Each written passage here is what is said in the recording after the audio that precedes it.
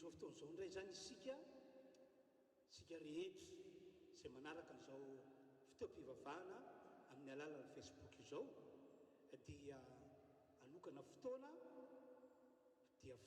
ahafahantsika miaraka mivavaka.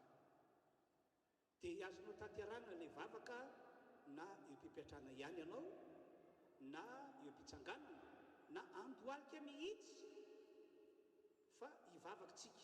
Ary ilay vavaka ataotsika dia tena hoe vavaka vokatry ny fotsika, vavaka tena mipololotra vato anatsika, tena asehontsika mihitsy hoe ao anatin'ilay vavaka atao dia eona amin'Andriamanitra isika, hifandray amin'Andriamanitra isika.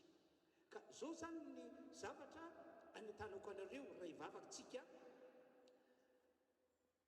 Raha ny zava-misy moa no jerena ampitahiko amin'izay voalaza ao anatin'ny baiboly dia efa manitsaka ny vaninandro farany isika, efa manitsaka ny vaninandro farany isika taranaka amin'izao vaninandro zao.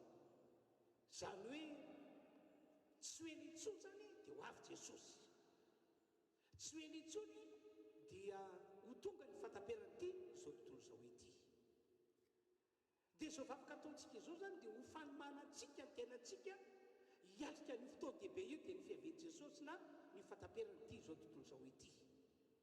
Raha ohatra ka ratsy fiomanana matsy isika dia ho diso fanantenana ratsy izay, ho diso fanantenana satria mananteny isika amin'ny maha-kristianatsika, amin'ny maha-olon'Andriamanitra atsika hoe andova ilay fiainana mandrakizay miaraka amin'i Jesosy.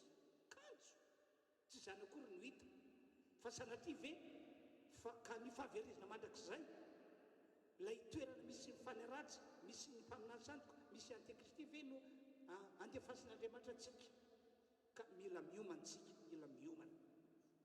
Ary na dia ao anatin'ny ady mangotrakotraka ary tsika kristianina, tsika voaka malagasy, dia mila miomana foana isika. Tsy ataontsika makivy ny fisian'izao zavatra iainantsika eto Madagasikara izao hoe tonga amin'ny olona amin'ny akabeny ny olana ara-piainana, ny olana ara-bolo, ny olana ara-tsakafo. Zany masony ny olona maro eto Madagasikara. Ny fikorotanana amin'ny zavatra be dia be zay azo lazaina hoe tena makivy indray mieritreritra azy, aza mba manitratra zany tsika. Fataovy zava-dehibe le fiainana mandrakizay zay miaraka amin'i Jesosy. Ka andeontsika hivavaka, ho anareo izay mpamonjy fotoam-pivavahana eto Androndrakely moa dia efa nahita an'ireny soratra amin'ny rindrina ireny, soratra mivandravandra be ireny hoe mitandrema maro no antsoina fa vitsy no vidiana. Matoa no lasa mpino kristianina atao fiangonana rehefa Androndrakely, na mpino kristianina any fiangonana namana any dia efa sitrak'Andriamanitra ny hamonjy ny fanahinao. Fa rehefa tsy mitandrina ianao, tsy ampy fanoran-tena dia tsy isany hovidiana ianao. Zay ny teny nataon'i Jesosy. Ka hoy aho hoe andeontsika hiaraka hivavaka avy hatrany, andohalika hivavaka tsika ho azy afaka mandohalika. Ary tsy maninona mipetraka amin'ny toerana misy anao ianao na hitsangana fa hivavaka tsika rehetra. Ho anareo zany maka toerana dia hivavaka andohalika ihany koa zany isika. Samia mandohalika amin'ny fony rehetra, vavaka amin'ny fony matotra.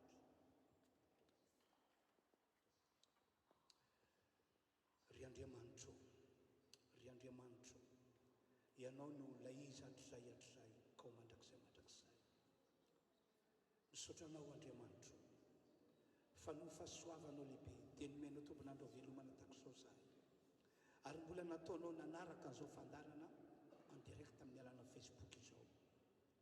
Manambary zany fa tena tia anay ianao, ka indreto izahay androany amin'ity androany maraina ity miaraka mandohalika mivavaka, manamafy ny fanoranay ny tenanay, ny fanekenay fa ianao Andriamanitra tsy tony notomponay, hivavahanay, hianteranay amin'ny lafin-javatra rehetra.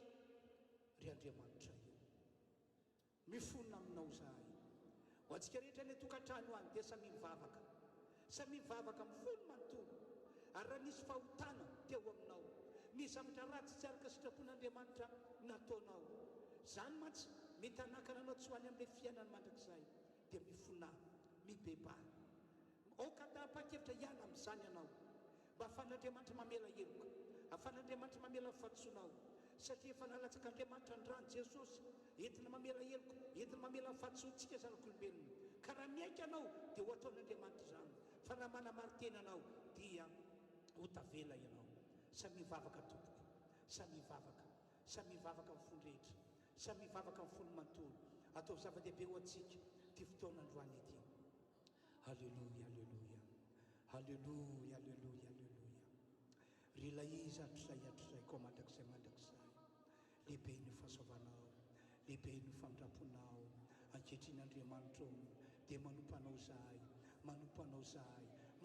zahay ka dia avelao ny elokay avelao fahatsoanay zay rehetrarehetra miaraka mandoaly ty mivavaka izao mihitsina izahay eto foibe na izahay any tokantrano a dia ataovy tena resy lahatra andriamanitra fa hiala amin'ny fahotana hiala amin'ny lalany ratsy ataovy resy lahatra andriamanitra fa dia anamboatra ny fiainanay izay mba ho tsara fiomanana ny amin'ilay fiavianao jesosy eo ny amin'ilay fataperan'ity zao tontolo zao ty zay ho avy tsy hoela ary tapoka ny eviny izany mba tsisy very zahay na ty anankiray azy andriamanitra misaotranao zahay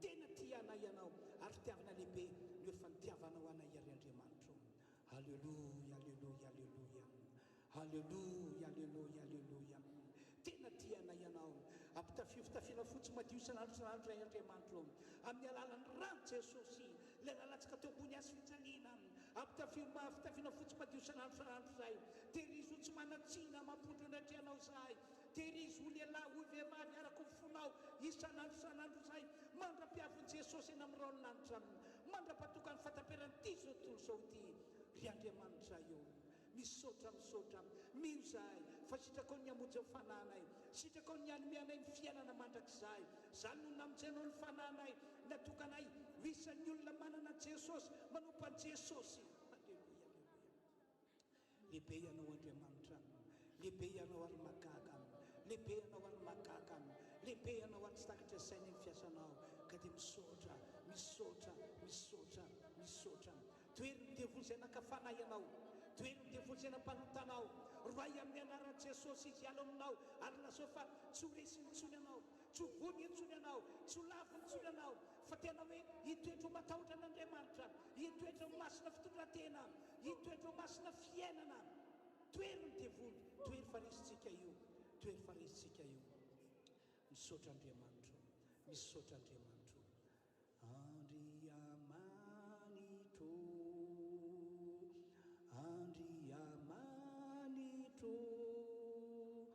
miantso anao ao te ianamina atraminy maraina no miantsoko anao manketaentanao zany fanaiko andriamanitro atsakany ny tananao andriamanitro miantso anao ao te ianamina iriko anery tompo iriko anery tompo ny eo anilanao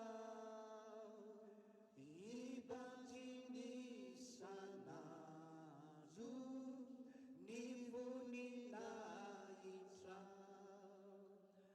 andriamanitro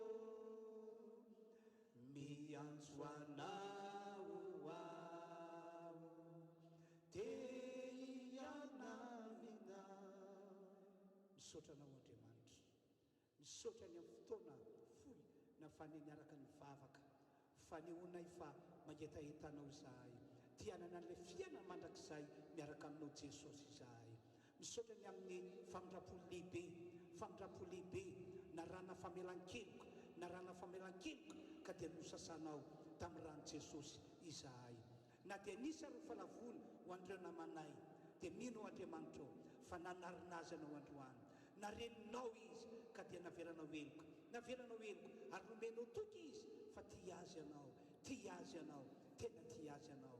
Misaotra Andriamanitra misaotra amin'ny anaran'i Jesosy no anaovanay an'izany vavaka izany. Misaotra Tompo, amen.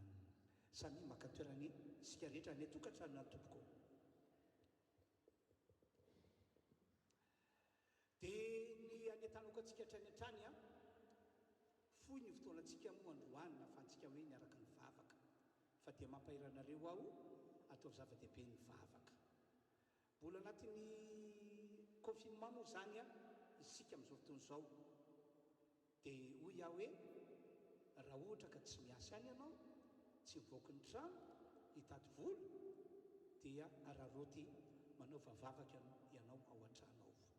Efa tombotra tompoky ny andro, tsy hoe la dia ho avy Jesosy ilay farana tena antsika kristiana, tsy hoe la dia farany ty zao tontolo izao ty sanatria ve ka araka ilay fomba fiteny malagasy hoe Andriamanitra ty nanome fa balitany tsy nambinina hoe efa mba tonga amin'ny Jesosy ihany ianao, efa tonga isan'ny olon'Andriamanitra ihany ianao, kanefa ve sanatria ho very satria raha tsy fiomanana, satria nanao tsy rambina ny fanoran-tena manao vavavaka isan'andro. Ny ariva moa zany dia efa tsy afaka mivavaka, tsy afaka mivoaka ny trano ny olona fa mihiboka ao an-tranao dia hoy aho hoe ataovy zava-dehibe ny fiainana ao an-tranao vavaka. Marina fa afaka milalao anao an-tranao, sasany manao doizina, sasany isan'andro miaraka amin'ny ankizy sy sisa amin'ny kilalao iraisana, fa hoy aho hoe tsy aloha ve mba manara loatra manokana fotoana hivavahana.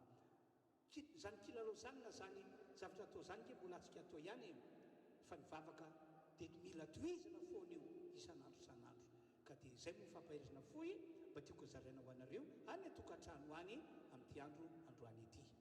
Mbola hideran'ny tompo isika hanao hira anankiray dia ao anatin'ny hira hiarantsika manao hoe tena iankohaka isika, tena iolika anatry Andriamanitra dia tena ondrelohanao, tena miankofa anatry Andriamanitra, akopimy masonao, meteza anatrika an'Andriamanitra anao.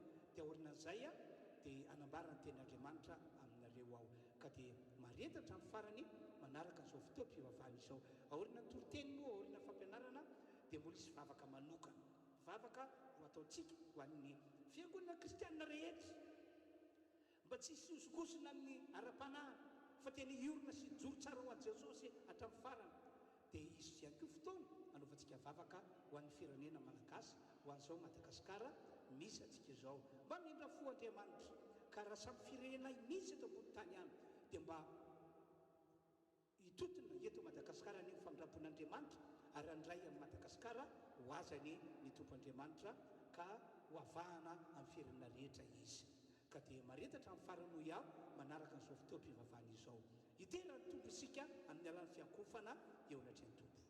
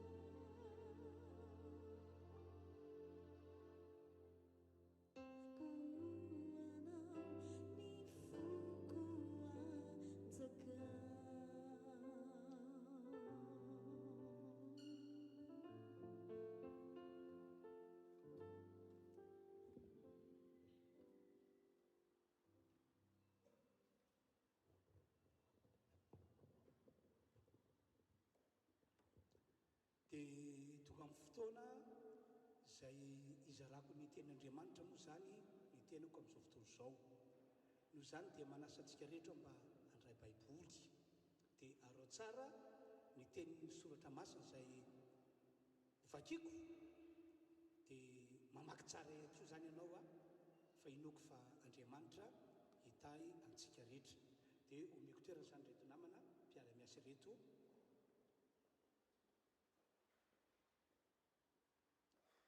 Baiboly ao amin'ny bokyny Daniela toko fahenina. Daniela toko fahenina no vakitsika. Daniela toko fahenina manomboka amin'ny 9:20 ka hatramin'ny 9:20. Daniela toko fahenina 9:20 ka hatramin'ny 9:20. Lavalava moa ilay teny fa inoko fa hitondra soa antsika rehetra. Dia zao zany teniko a ao anatin'izao fotoam-pivavahana iarahantsika manotriny izao ho anareo ny tokantrano dia afaka miasa mamonjy mamaolana manasitrana manao fakagana ny tompandriamanitra noho zany dia minoa an'izay teniko izay ianao fa Andriamanitra no anamarina an'izany. Toy izao ary ny voasoratra Daniela toko fahenina manomboka amin'ny 9:20. No fantatry Daniela fa efa ivosiny didy dia nakao an-tranony izy ary mivaravarakely ny tranony ambony nanandrifa ny Jerosalema dia nivoho. Koa intelo isan'andro no nandoalika ka nivavaka sy nisaotra teo anatrehan'ny Andriamaniny izy satria fanaony hatramin'ny taloha izany. Dia somaritaka nivoro ireo lehilahy ireo ka nahitany Daniela mangataka sy mifona eo anatrehan'Andriamanina iny. Dia nanatona izy ka niteny hoe dia niteny teo anatrehan'ny mpanjaka noho ny amin'ilay lalàn'ny mpanjaka ka nanao hoe moa tsy misy lalàna nasianao smiva fa nazovo no anao fankatahana na amin'Andriamanitra na amin'ny olona ato anatin'ny 30 andro afa-tsy aminao ihany ry mpanjaka dia tsipy ao andavaky ny liona. Ny mpanjaka namalaka nanao hoe marina izany dia araka ny lalàn'ny Mediana sy ny Persiana izay tsy azovana. Dia niteny ireo ka nanao teo anatrehan'ny mpanjaka hoe ilay Daniela isan'ny babo avy any amin'ny taranako jody dia tsy manaiky anao na ny lalàna izay nasianao somi ry mpanjaka fa manao fankatahana intelo isan'andro izy. Dia tezitindrindra ny mpanjaka raha nare izany teny izany nefa matiny any izy ny anafaka ny Daniela ka nanao izay tratry ny heviny amonjy azy mandrapiretika ny masoandro. Dia somaritaka ny volo ho an'ny mpanjaka ireo lehilahy ireo ka nanao tamin'ny mpanjaka hoe ko fantatreo ry mpanjaka fa izao ny lalàn'ny Mediana sy Persiana, ny lalàna sy ny didy izay efa navoaka ny mpanjaka dia tsy azo ovana. Dia nandidy ny mpanjaka ary nentina Daniela ka natsipy tao andavaky ny liona. Dia niteny ny mpanjaka ka nanao tamin'ny Daniela hoe Andriamanitra izay tomponao mandrakariva ny amonjy anao. Ary nisy vato natampina ny vavalavaka ary ny mpanjaka nanomboka izany tamin'ny fanombokaseny sy tamin'ny fanombokaseny andrian-dany mba tsy hovana ny teny ny amin'ny Daniela. Dia notendry anina mandritry ny alina sady tsy nisy zava-maneno nampidirina teo anatrehany ary tsy nahita torimaso izy. Dia nifomaraina koa ny mpanjaka ka nandeha faingana ho any amin'ny lavaky liona ary nitoka teo amin'ny lavaka izy. Dia niatsoany Daniela tamin'ny feo malahelo eny niteny ny mpanjaka ka nanao tamin'ny Daniela hoe ry Daniela mpalompon'Andriamanitra velonao, moa Andriamanitra ao izay tomponao mandrakariva mavotsy anao amin'ny liona va? Namaly ny mpanjaka Daniela hoe ry mpanjaka velona mandrakizay ianao, Andriamanitra efa naniraka ny anjeliny ka nanakobona vavaliona tsy andratra satria fahamarinana no hitany tamiko ary teo anatrehanao koa ry mpanjaka tsy nanao ratsy ao. Dia falindrindra ny mpanjaka ka nasainy nakarina avy tao andavaky Daniela. Dia nakarina avy tao andavaky Daniela ary tsy hita nisy naratra izy satria nino an'Andriamanina.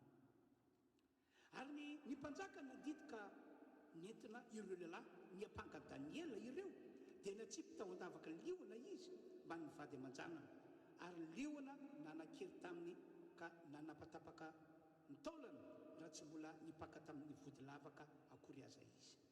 Tamin'izany Darosy mpanjaka dia nanoratra ho amin'ny fokom-pirenena sy ny firenena sy ny samihafa fiteny rehetra izay monina ambony tany rehetra hoe hitombo any ny fiadananareo, manao lalàna aho mba mpivitan'ny olona sy tahorany io anatrehany Andriamanitra Daniela era fanjakako rehetra fa izy no Andriamanitra velona sady maharitra mandrakizay ny fanjakany tsy ho rava ary ny fanapahany aharitra hatramin'ny farany.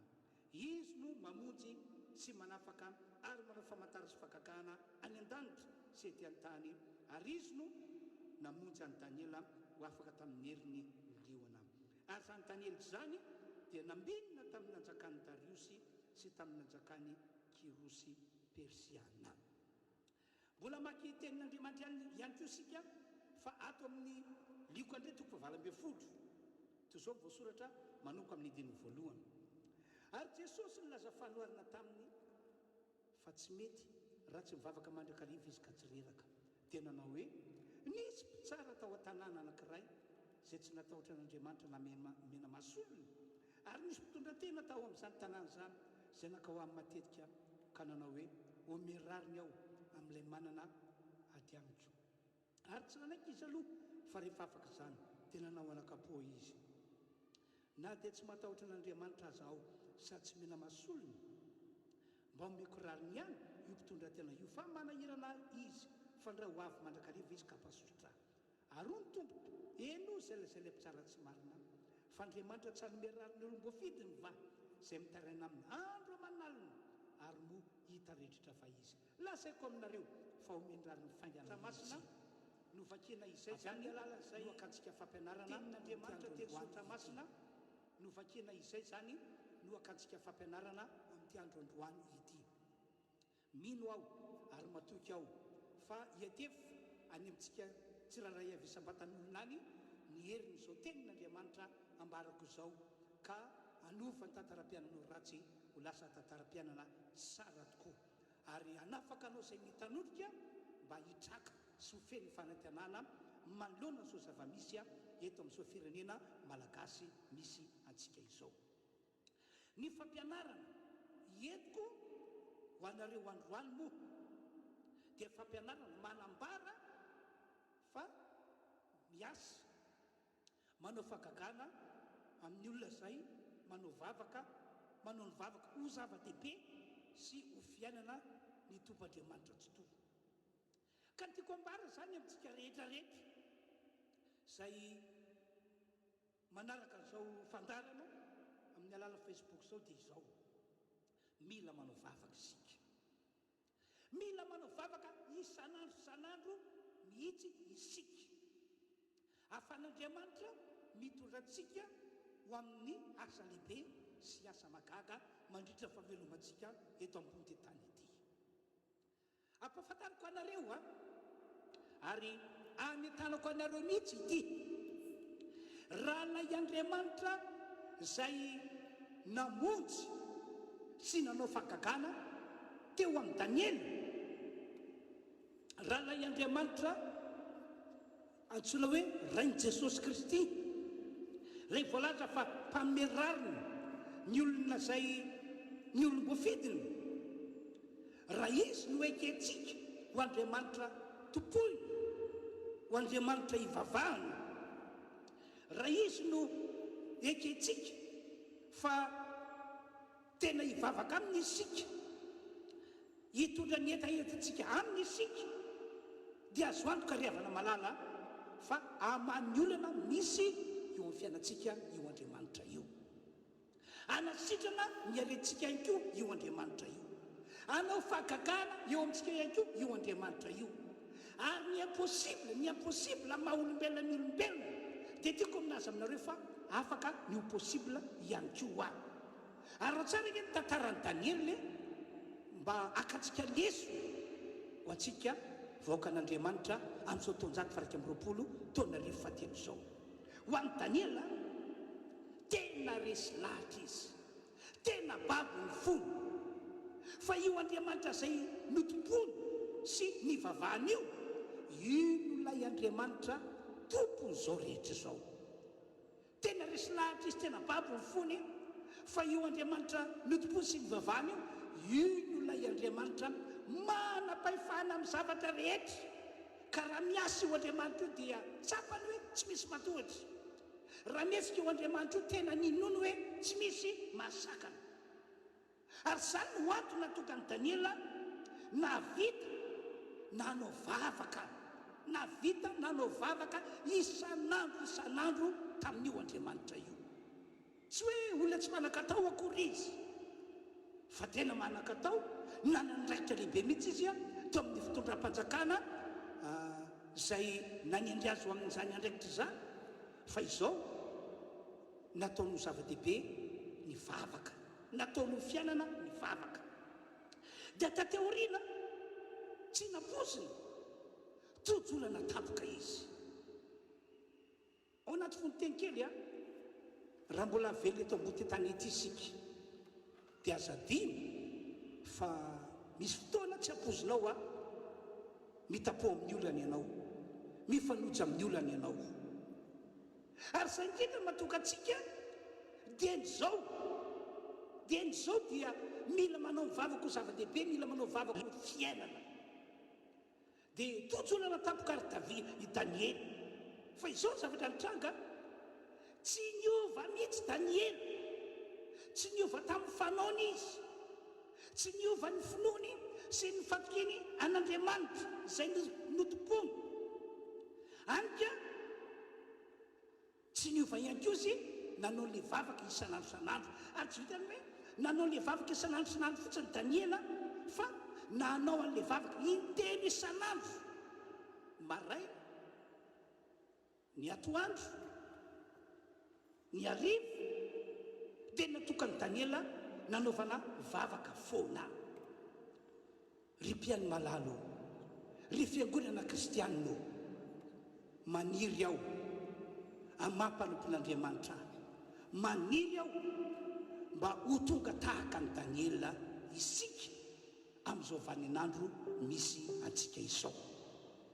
Ary niriko tsy hoe isika kristianina ihany no iriko mba ho tonga tahaka ny Daniela, fa isika malagasy rehetra mihitsy dia iriko ho tonga tahaka ny Daniela.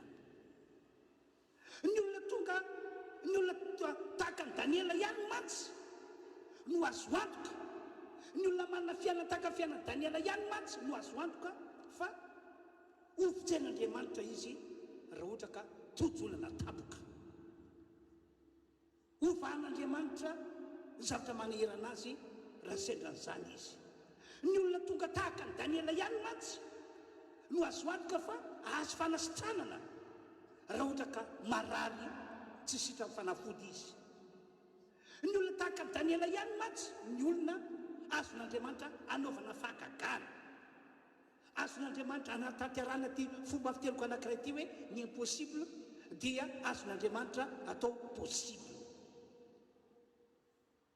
Ka engany ka lay Andriamanitra notompony Daniely, ny vavahany Daniela no Andriamanitra ivavahantsika sy hotompontsika vahoaka malagasy.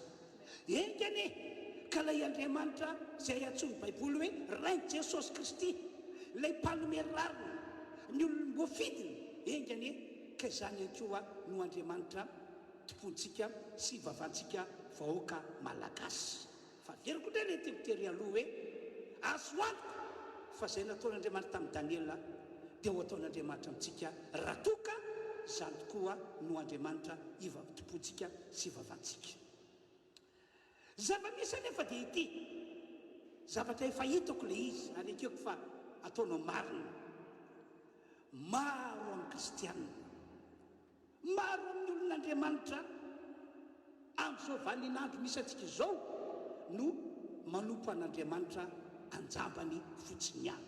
Tena raha-baky teny, manompo an'Andriamanitra anjambany fotsiny ihany, manompo an'Andriamanitra izy, mivavaka izy fa saingy tsy fantany hoe tataka ny ahoana moa ny hery sy ny fahefana ananany io Andriamanitra zay topoko sy ivavahako io.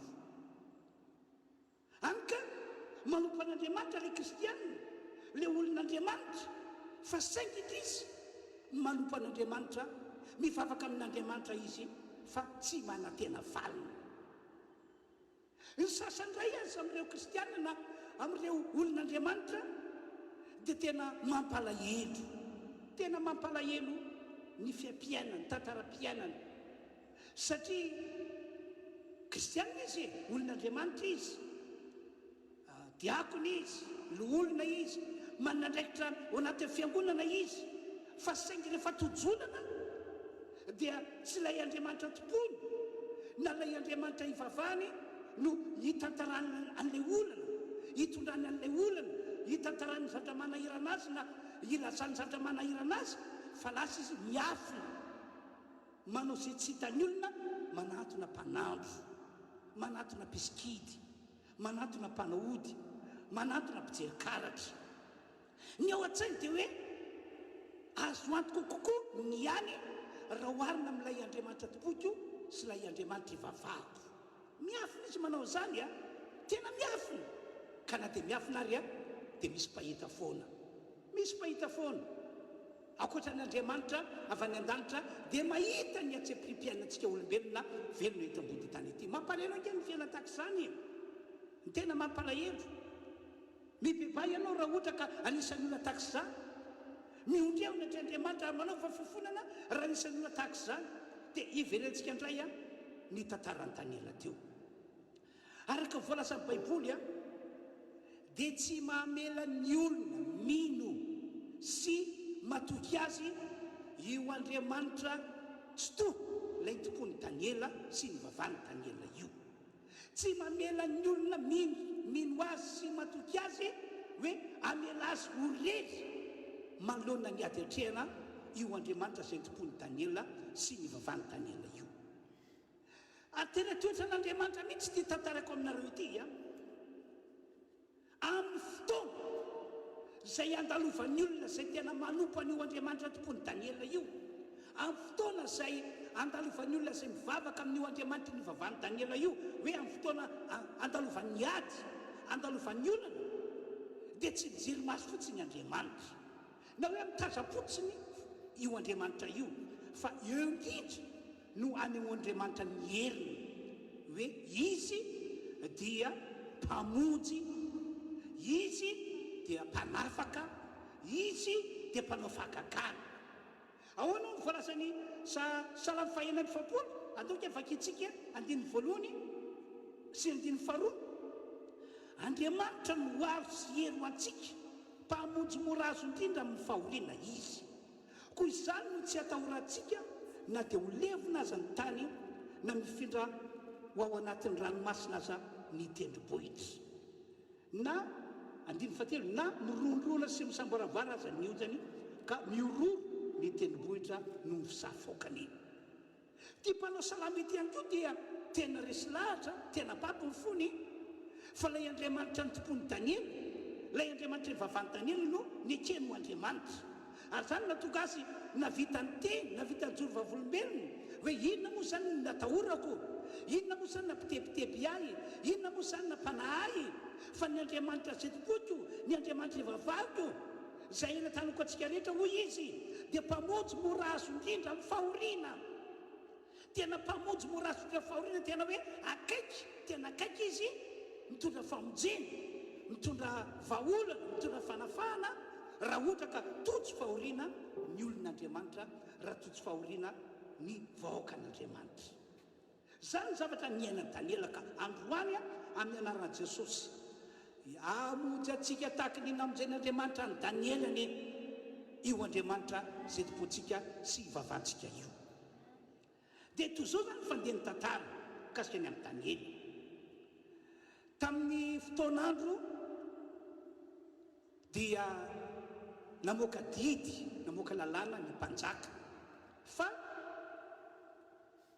ao anatin'ilay volana dia tsy misy mahazo manao fangatahana na manao vavaka na aminiza na amin'ilay andriamanitra tsy to azy ny olombelona fa raha nao fangatahana raha nao vavaka dia amin'ny mpanjaka ihany fa zay rehetra mandika n'izay lalàn'izay dia ho samborina dia ho atsipy ao anaty lavaka misy lioana zany hoe mendrika ny hofongorona tsy hoeto ambonin'ny tany izy dia araka lalàn'ny mediana sy persiana moa dia tsy azovana zay lalàn'izay fa Daniela kosa tantarain'ny baiboly fa tsy nanao fangatana nanao vavaka tamin'ny mpanjaka zany izy zava-pady aminy zany zavatra tsy fanao zany aminy fa raha angataka izy raha hivavaka izy dia amin'ilay andriamanitra tsy to lay andriamanitra tompon'izao rehetra izao dia lay andriamanitra manany hery sy fahefana tena mahagaga tsy sakatresana maneritreritra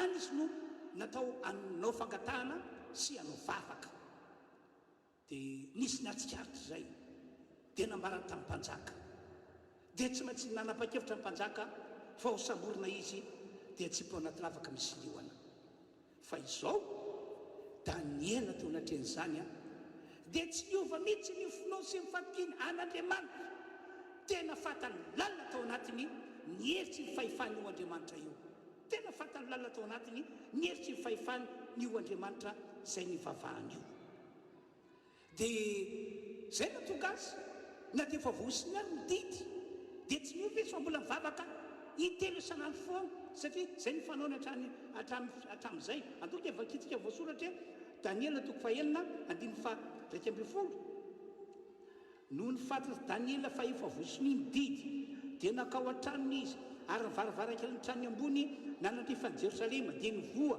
koa intelo isan'andro no nandoalika ka nivavaka sy nisaotra teo anatrehan'Andriamanitra izy satria fanaony hatramin'ny taloha izany dia voasambotra ary Daniela satria zay ny lalàn'ny mediana sy persiana dia natsipy teo anaty lavaka misy lioana akory riavana zava-magaga sy zavatra mahatalanjona fa teo indrindra no nasehoan'Andriamanitra hoe mpamonjy morazo indrindra amin'ny fahoriana izy teo indrindra no nanomporofond'Andriamanitra hoe tsy mamela ny olona mino ahy tsy mamela ny olona matoky ahy hoe avelako rery zany izy manoloana ny olana misy manoloana ny ady atrena fa tsy maintsy mitrantsehatra mamonjy azy tsy maintsy mitrantsehatra manao fangagana ny fiainana satria raha toetra ty Daniela ity dia tena nanompo ahy tamin'ny fony izy ary ambony zany tiako be mihitsy le fiainany hoe isan'andro zany dia mivavaka amin'ny foana izy ary tsy vitany mivavaka amin'ny foana fa vitany hoe nanao vavaka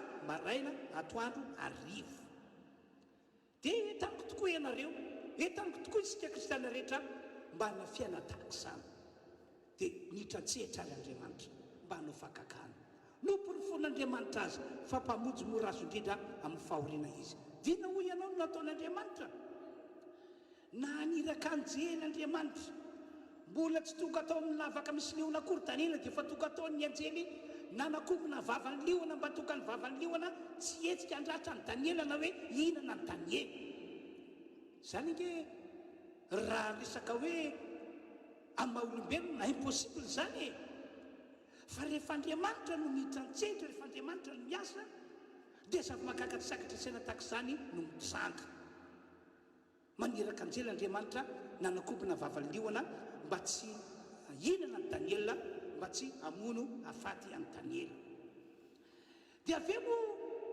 nieritreritra ny mpanjaka hoe tena namonjy any Daniela tokoa ve zao Andriamanitra ny vavahany zao zao Andriamanitra ny tompony zao no tetenina tsy laitra nozogozonina mihitsy izy dia lasa mpanjaka nakany amin'ilay lavaka misy lioana dia niantsoantso teo izy ry Daniela namonjy anao ve ny Andriamanitra ny vavahanao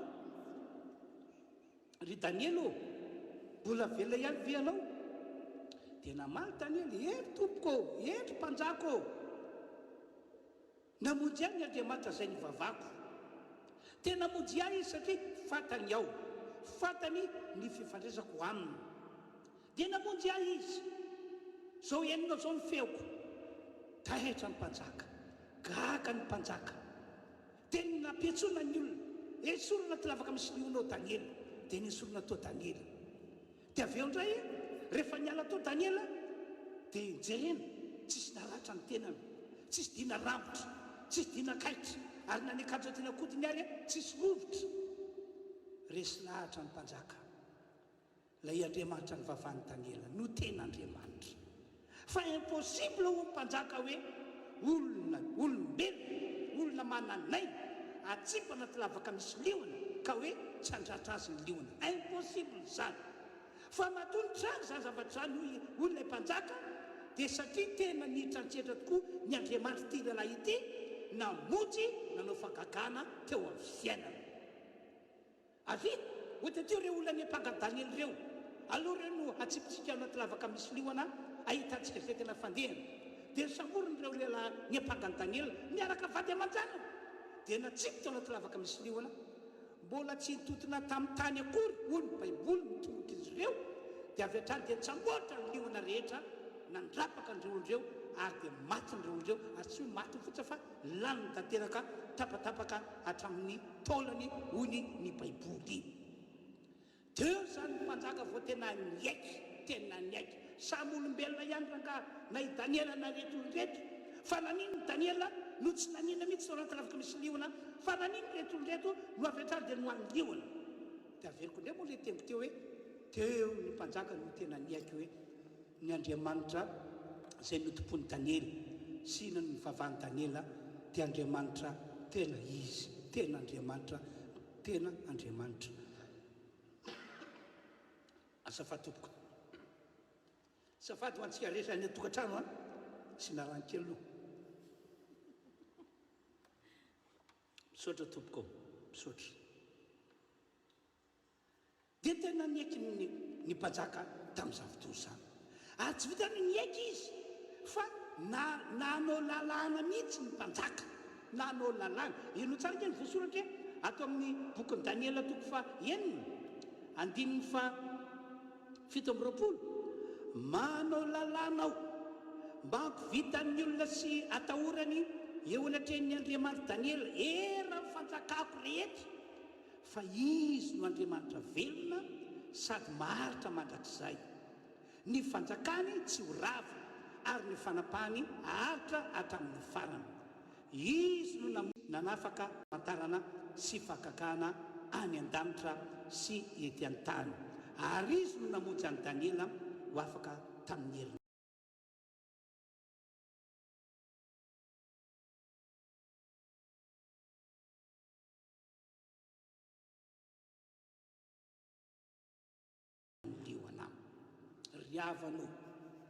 riavana malala zay mandre azy ho afatra izao mila mijoro tsara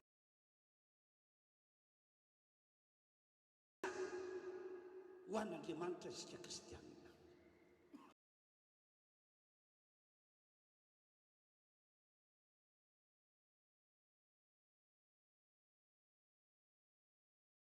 mila manotena tsara ho an'Andriamanitra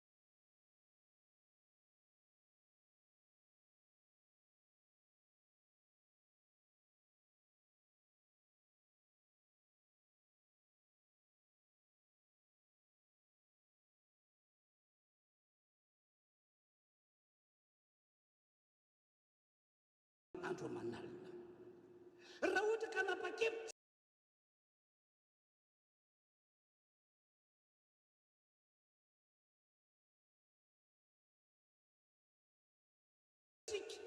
fa izy tokoa no eketsika ho Andriamanitra vavahana raha hijoro tsara amin'izany tsika vaoaka Kristy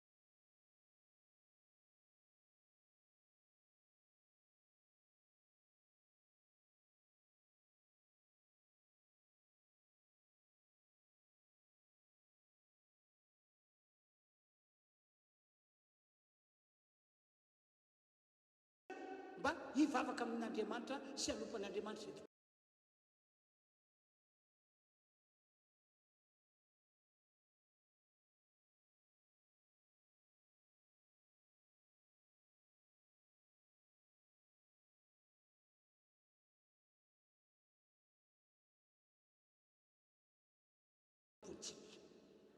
zay mahatonga amin'ny teny hoe mijoro tsara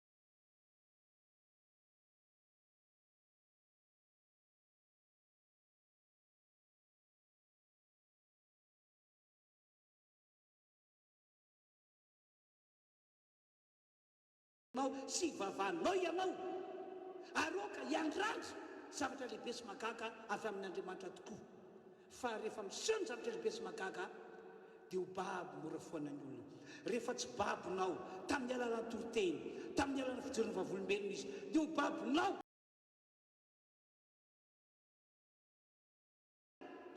atsapantsika hoe lasa manana finoana sy fatokena tahaka ny Daniela ihany koa sika. Ahoana no atao mba ho toka amin'izany?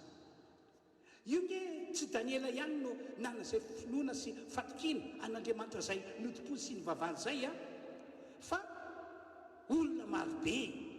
Anisan'izany zao Paoly apôstôly any, zao ny tenin'ny Paoly apôstôly manao hoe fantatro izay inoko, fantatro izay inoko. Zay mihitsy ny tenin'ny Paoly apôstôly, fantatro izay inoko. Izy ke toy ny olona rehetra mba nandalo olana, mba nandalo ady, mba nandalo zavatra sarotra, mba nandalo zavatra manahirana, fa tsy hoe lalana fehivoninkazo foana akory hoe ny lalana ny zorany na misy ny ampianana. Fa izao nijoro Paoly apôstôly, zao ny teniny, tsy azo zozogozonina ozy izy, tsy azo zozogozonina, fa fantatro izay inoko, fantatro izay inoko. Zany hoe ilay toetra ny Daniela mihitsy no toetra nananana hoe matoky an'Andriamanitra aho, tena mino an'Andriamanitra etopoko sy vavako aho, tahaka izany mihitsy no nanam-Paoly. Dia ahoana zany no atao hoe zay ka mandeha tena lehibe indrindra, ary andrandraintsika mba ho fantatra hoe ahoana no atao mba tokatsika amin'ny maha-olon'Andriamanitra antsika, amin'ny maha-kristianantsika, tena hoe iny sy atoky tahaka ny Daniela na tahaka ny Paoly apôstôly. Ho an'ny Paoly apôstôly manokana moa, araka ny nambarany, toka tamin'izay finoana sy fatokena lehibe izay izy, satria nahazo fanambarana mivantana avy tamin'i Jesosy Kristy, avy tamin'Andriamanitra izay tompony sy ny vavahany. Nahazo fanambarana mivantana izy. Dia zay no nampitombo finoana, zay no natoka azy tena nanana fatokena be an'Andriamanitra. Dia ahoana zany no atao? Sotra ny teny, zao ny tenin'ny Paoly apôstôly ato amin'ny bokin'ny Efesianina ato, bokin'ny Efesianina, toko 7, andininy 7 sy 4. Fa fanambarana no nampahafantaranay ny zava-miafina araka voasoratra tamin'ny teny fohifohy teo. Ary arak'izany raha mamaky anareo dia ho hainareo fantarina ny fahafantarako ny zava-miafina ny amin'ny Kristy. Izany hoe mba tokantsika fantatra mazava sy lalina ny zava-miafina ny amin'ny Jesosy Kristy, zava-miafina amin'io Andriamanitra io, mba hampatanjaka ny finoantsika, mba hampatanjaka ny fatokiantsika azy, dia mila mamaky an'izay voasoratra ianareo.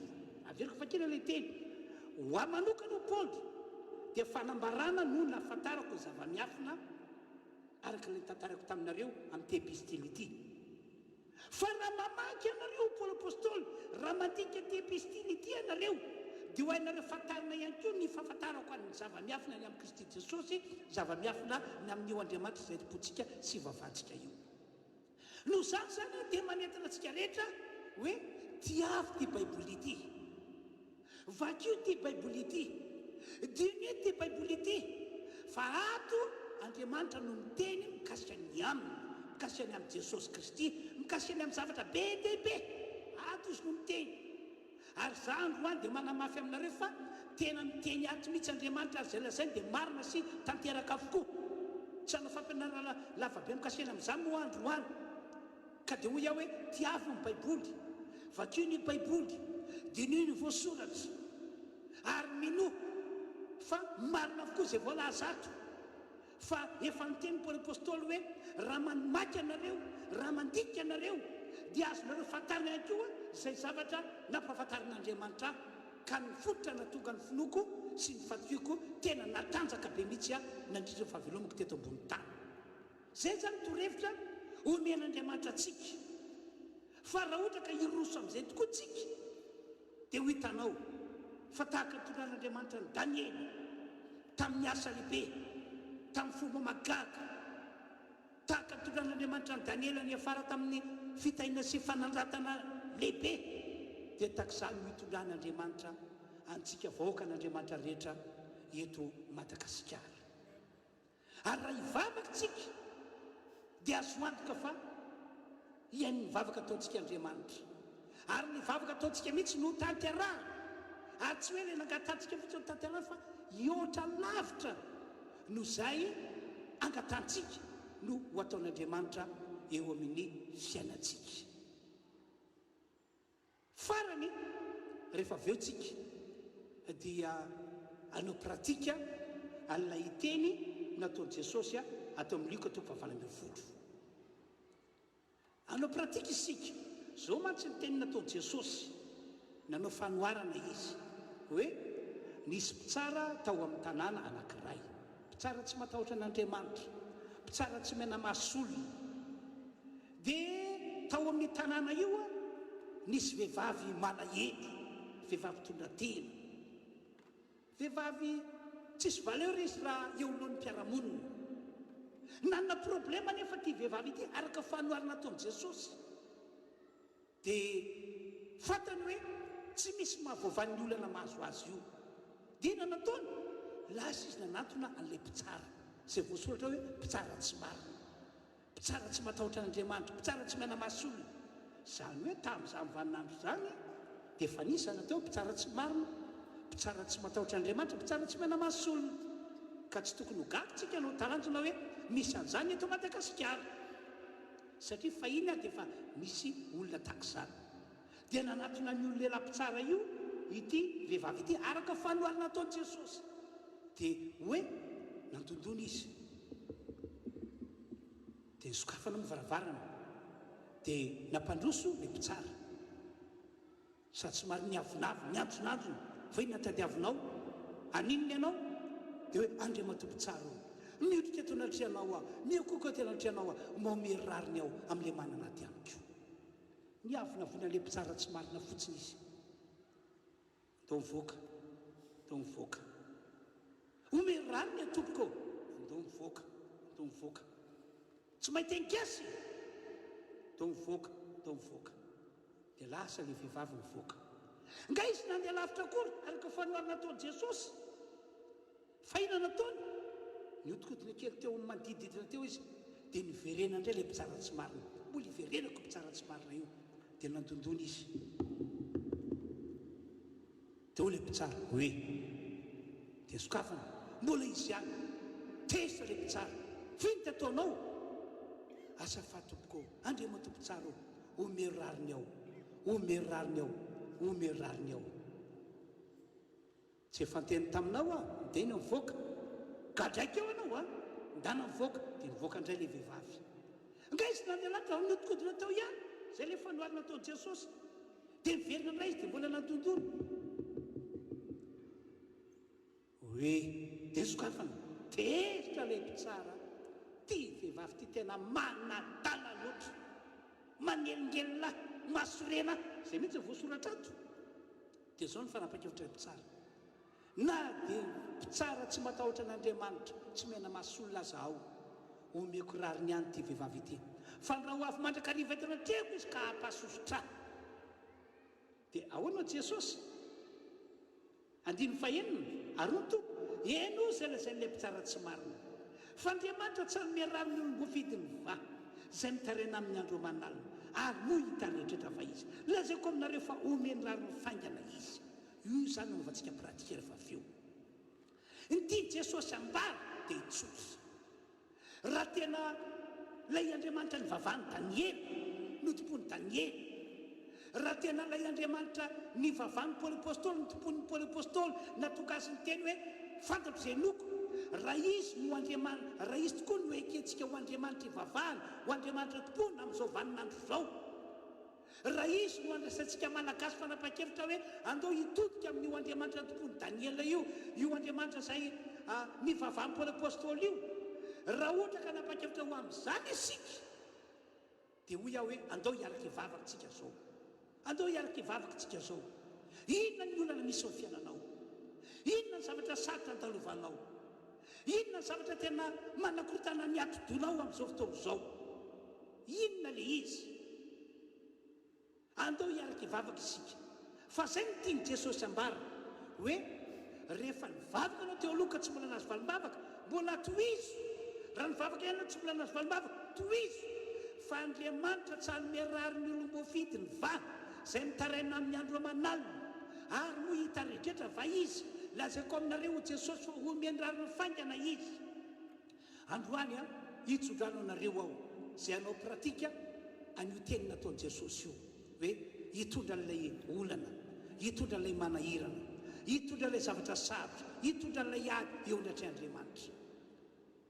Olana nge zao ohatrantsika malagasy zao e, ady nge zao ohatrantsika malagasy zao e, ary ka fanambarako amintsika ombieny hoe tena mahatsapasahirana mihitsy ny olona ny amin'izay ankohanina, ny amin'izay ahitany sakafo. Tetso angambany rotokom-bolana dia mba nisy fanapa-kevitra niraisina ny vady, tsy hoe manana ny ampy akory zahay na hoe manam-bola be mihoatra noho ny olona rehetra, tsy izay mihitsy, fa raha ny kapoakambarina hitato an-trano azy dia na ela satria tsy fantatra hoe hatramin'ny roviana ito confinement ity dia na ela, tsy fantatra hoe roviana no teny hisokatra ty fiangonana ity dia na ela. Kanefa na dia zany azy dia nieritreritra izay hoe andeontsika mba hanome fandraisan-jara ho an'ny malahelo eto tanàna, ho an'ny mahantra sahirana eto tanàna.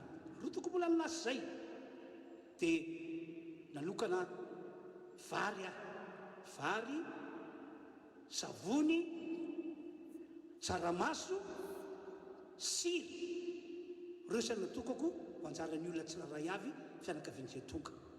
Dia nomaniko hoe fianakaviana 10 ihany nomeko satria izay ny zakako, izay ny vitako, mba ho fandrosoako anjara hoe za koa mba handray anjara ho an'ny mahantra, ho an'ny malahelo, fa haiko tsara mihitsy hoe tena sepotra ny olona, tena sepotra ny olona.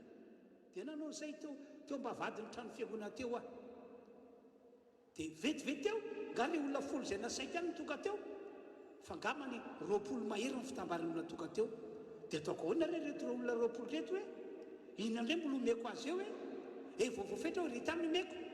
Dia faramoa napa-kevitra ihany hoe andeo avoakako ihany izay azo avoakako, dia nomeko ny olona.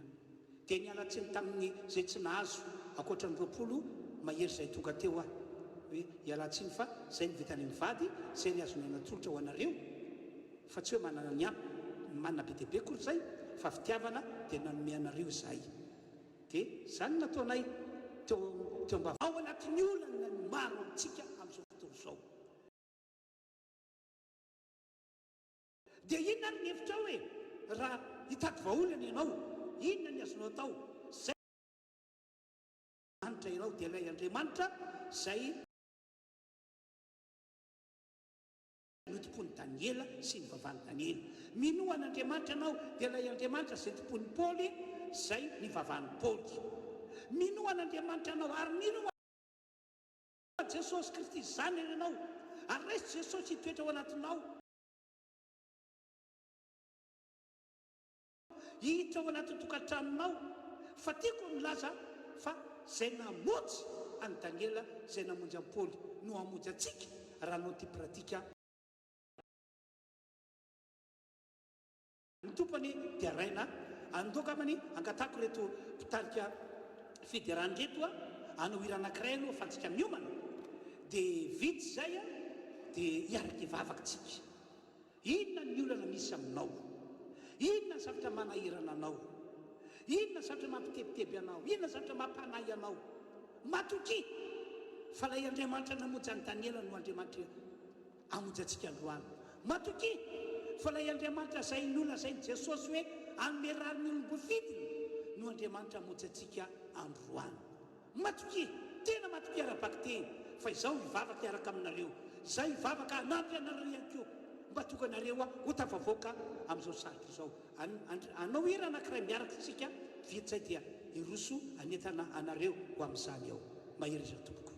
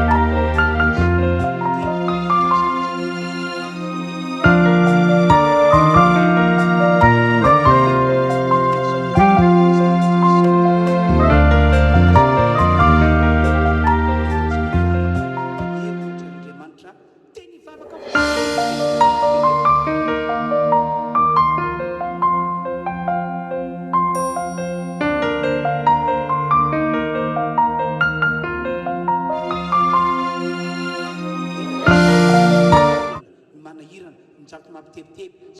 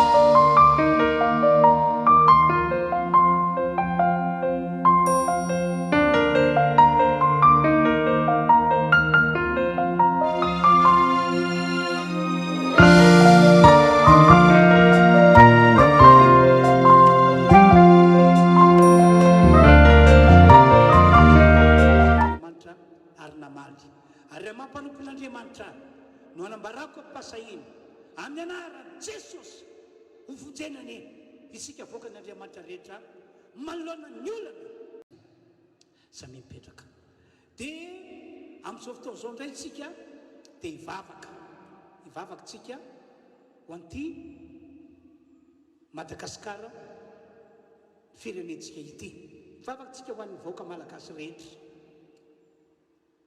Raha tena efa nanomitiana ho an'i Jesosy ianao, raha tena kristianina ianao, dia hiaraka hivavaka amiko ho an'ny Madagasikara, ho an'ny firenena malagasy.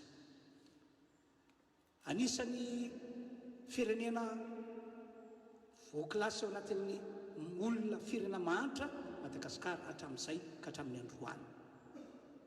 Fa raha hiaraka hivavaka tsika hangataka ny famindrapon'Andriamanitra, dia inony famindra-fo amin'ity Madagasikara, amin'izao firenena malagasy ao ny tompo Andriamanitra. Ny impossible nge tonga possible rehefa tena mivavaka fontsika isika dia tsy mbola miaiky foana vianao fa magaga io Andriamanitra izay tipotsika io. Izy ny rain'i Jesosy Kristy, izy ny raintsika, izy no Andriamanitra efa namonjy an'i Daniely. Dia tsy mbola risy lahatra, tsy mbola babo fonao fa afaka manao zavatra lehibe sy magaga eto amin'ity firenena ity io Andriamanitra io. Raha hivavaka tsika dia afaka hiovany tantara malagasy, ka na dia ao anatin'ny lisitrin'ny olona faran'izay anisan'ny mahantra ary izy, dia afaka ho tafiditra ao anatin'ny lisitrin'ny firenena tena misandratra Madagasikara. Tsy hain'ny olombelona tao izany fa hain'Andriamanitra. Hivavaka ho arak'izantsika, ary hivavaka ho an'izao mpitondra firenena malagasy ihany koa tsika, mba ho eo aminy ny fahindrena, mba ho eo aminy ny fahalalana ny tokony atao mba ho amonjena an'ity Madagasikara ity. Andeo mbola tsakatsika ny tanantsika rehetra dia araka hivavaka tsika. Ndreto izahay Andriamanitra, miantso anao lay izy hatrizay koa mandrakizay. Ianao Andriamanitra izay namonjy an'i Daniely nanoloana ny sarotra indrindra. Ianao Andriamanitra izay antsoina hoe rain'i Jesosy Kristy. Zany ianao Andriamanitra antsonay ankehitriny. mba ho famonjena ny Madagasikara, mba ho famonjena an'izao firenena malagasy misy an'izao.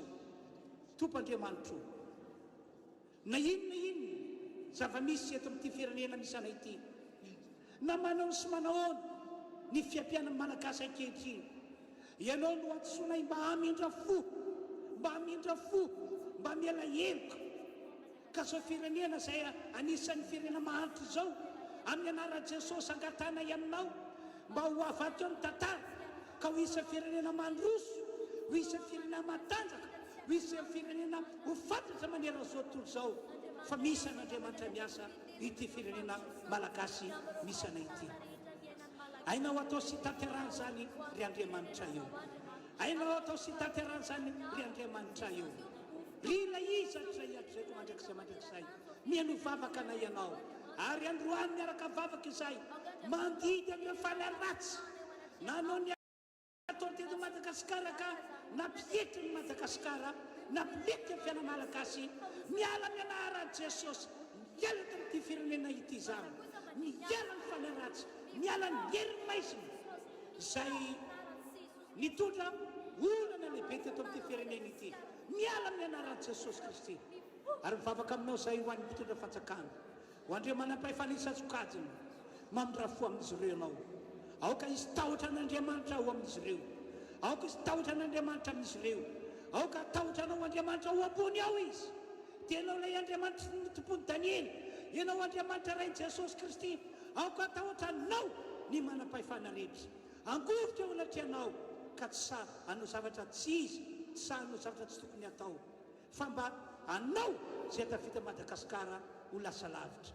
Miaino na ianao, miaino ahy ianao, miaino vavaka ataonay ianao ankehitriny ka ho tanteraka nezany eto amin'ity firenena ity.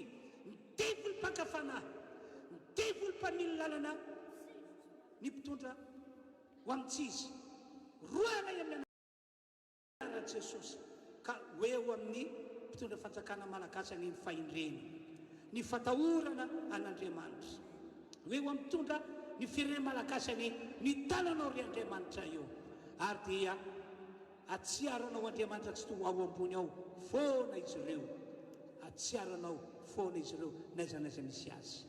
Misaotra ray amin'ny anaran'i Jesosy Tompo, amen.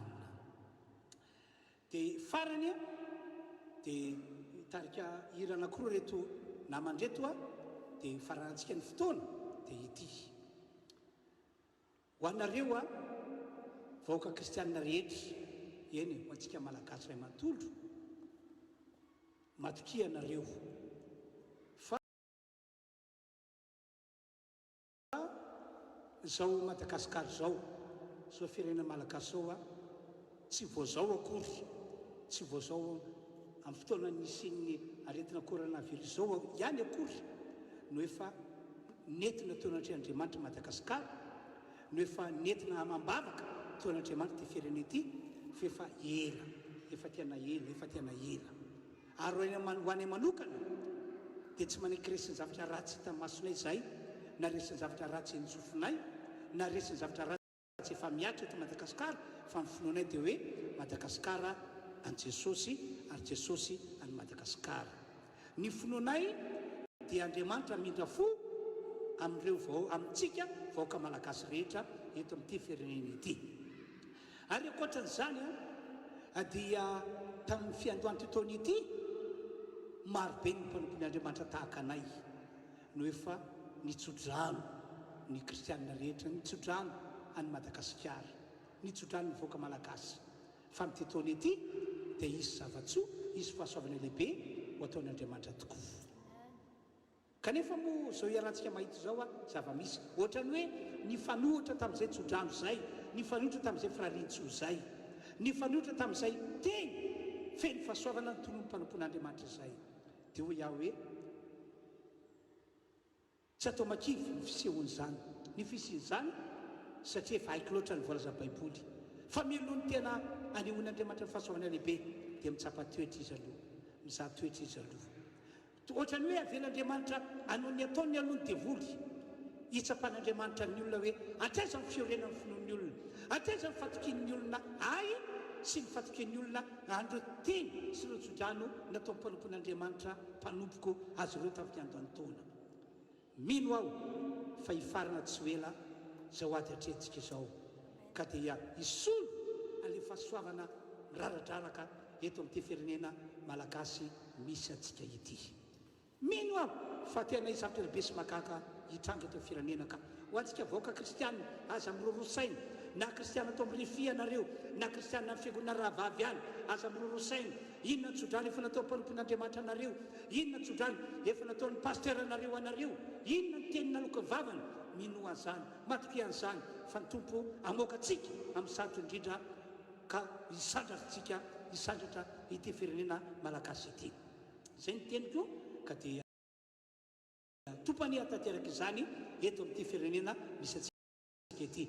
Hirana korona ataontsika vitan'ira dia marana fotoana amin'ny alalan'ny vavaka mitenako izany tompoko.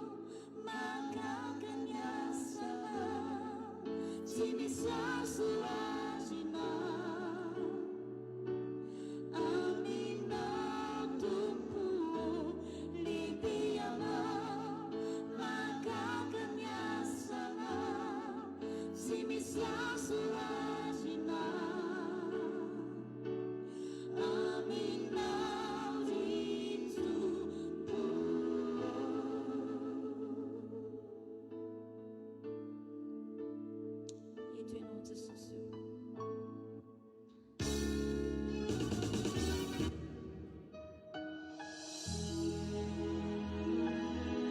Mino Jesosy fa manerana an'izao rehetra ao ianao. Miezaka aminay eto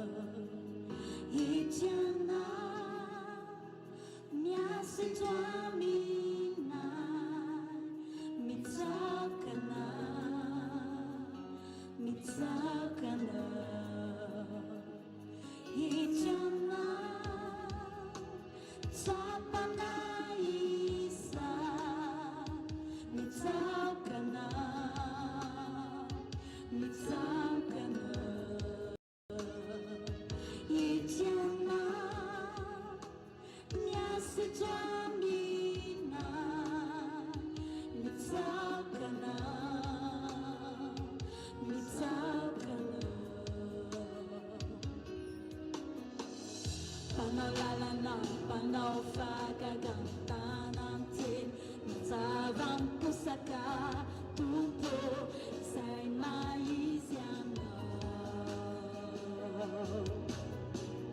Panalalana, panaufagantanang tin, matsabang pusaka, tumpo, say maisyana.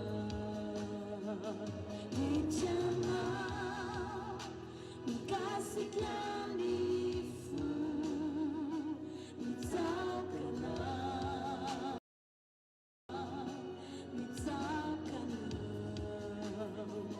yejana, mana si lanifu, mitakana,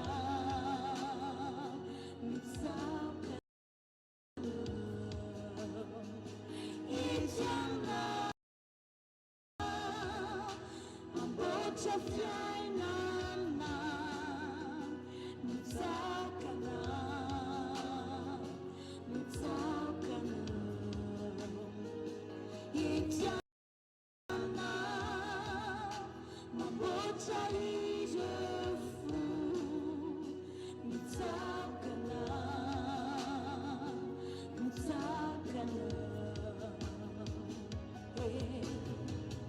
Panolalana, panofagagantanante, masabang pusaka, tungko say maisyana.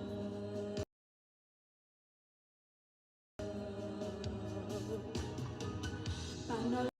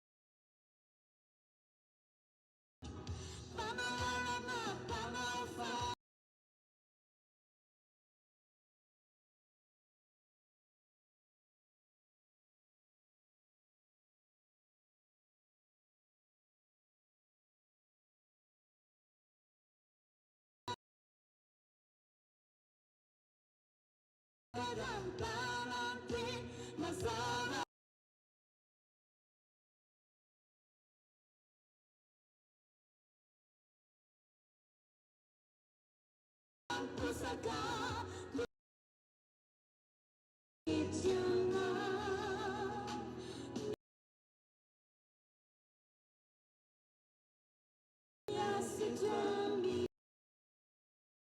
fahasoarana an'Andriamanitra tsodrano atao antsika rehetra dia tahak'izao zany ny filazana ho antsika rehetra ny tokantrano any. Raha sitrapon'Andriamanitra dia hivory izay mpiandraikitra izay mpanompon'Andriamanitra andinika ny amin'izay tokony atao rehetra mikasika ny amin'ny fanokafantsika ny fiangonana sy ny fotoam-pivavahana izay hoeverina hoe ho tanterahana amin'ny herin'ny androany.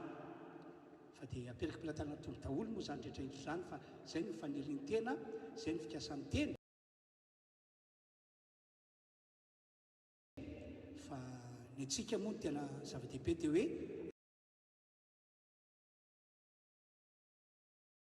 ahoana fitarian'ny tompo ho anankiray nefa dia misaotra n'Andriamanitra foana tsika misaotra n'Andriamanitra foana fa enina amin'ny andro alahady ny andro androany tsy nisy ny fotoam-pivavahana teto amin'ny fiangonana Refy Androdrakely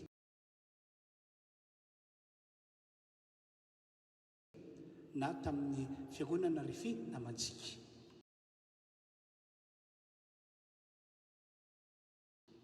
Misaotra ny tompo foana isika makasitraka n'Andriamanitra olana ho antsika kristianina na ny firenena malagasy fa raha mijoro tsara ho an'ny tompo isika mahatoky tsara n'Andriamanitra dia mivadika ho fahasoavana sy fitahina daholo zany rehetrarehetra zany. Dia tompany atanteraka izany eo amin'ny fiainantsika rehetra tompoko. Ndao tsika rehetra ny tokantrano any hitsangana amin'ny toerana misy antsika dia hisaotra ny tompo zany tsika tompoko.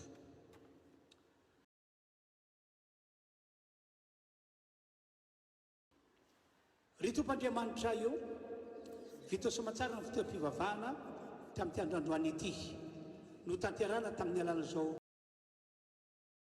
Facebook izao. Ko amin'izao fotoan'izao aza Andriamanitra tsy toa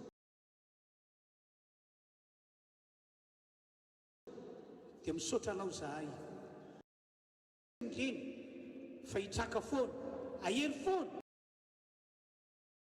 satria efa nampidirina ao anatin'ny lisitry ny olona mendrika ny vonjeny mendrika no mena ny fiainana mandrakizay. Ry Andriamanitra io hivory izay mpanomponao amin'ny herinandro ambony iny andinika sy andalina ny amin'izay tokony ataonay ny amin'ny fanokafana fiangonana isiny fotoam-pivavahana iraisana ko dia omeo saina izahay tahio izahay ary ampio izahay Andriamanitra ary ny fiangonanao dia ho mora lamina raha isokatra ny fiangonana ka nao fotoam-pivavahana izahay hainao tanterana zany zavatra angatahako izany ary amin'izao famaranako izao dia hitondra tsodrano aho amin'ny anaran'i Jesosy Kristy ny tompo Andriamanitra tsy toa le rain'i Jesosy Kristy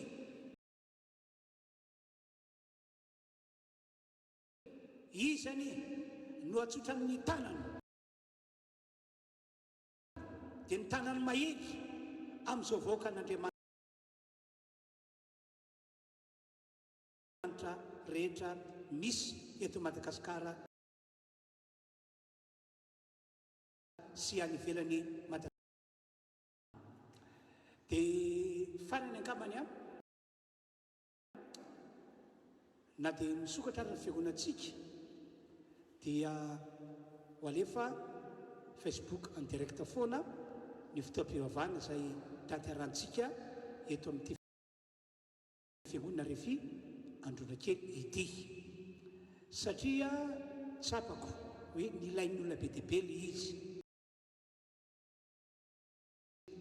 ho an'ny olona ataoko hoe tsy atao fiangonana Refy re olona izay ivelan'ny tanàn'Antananarivo any amin'ny faritany ary indrindraindrindra re olona izay any ampitan-dranomasina tena be dehibe mihitsy ao ny zareo La Réunion la Frantsa amin'ny firenena Eropa. Ny tena nahavariana azy hatrany amin'ireny firenena tahaka ny hoe Koweït, Liban, maro amin'ireny no manaraka ny fitaom-pivavahana en direct amin'ny alalan'ny Facebook. Ao ireo olona aty Afrika azy aty Afrika hoe ary misy malagasy any Afrika dia mandefa filazana aty amin'ny koty zareo mandefa mail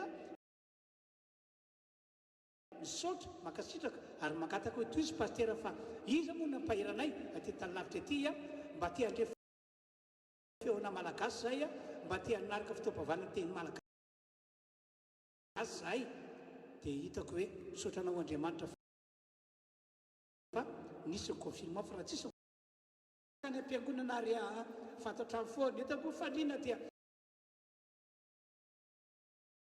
afaka manaraka fitaom-pivavahana zay menakavy etsainy mihira tsy mety aza mifono fiara-miangono ny baiboly. Mila mamonjy trano fiangonana trano fivavahana ianao manompo ny tompo zay ny marina ho an'izay tsy afaka rehefa tsy vidiny zay zany tompoko filazana fa dia manao velomanareo zay mpanompon'Andriamanitra mitarika fotoana teto veloma tompoko samy tain'Andriamanitra ao antsika rehetra dia miraritra antsika samy azo tomana daholo.